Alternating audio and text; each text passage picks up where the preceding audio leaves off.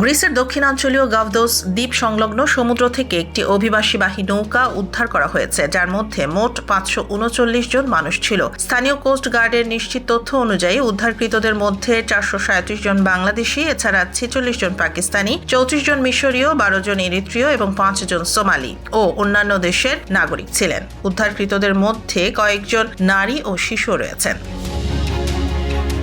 নৌকাটিকে বিপদগ্রস্ত অবস্থায় পাওয়া যায়। পরে কোস্টগার্ড সবাইকে রেথিমনো শহরের কির্টেনোসি ভবনে স্থানান্তর করে, যেখানে তাদের নিবন্ধন এবং পরিচয় যাচাই করা হয়েছে। রেথিমনো পৌরসভার উপমেয়র বলেন, এত বিপুল সংখ্যক অভিবাসীকে আশ্রয় দেওয়ার পর্যাপ্ত অবকাঠামো স্থানীয় প্রশাসনের কাছে নেই, ফলে কেন্দ্রীয় সরকারের সঙ্গে সমন্বয় অপরিহার্য।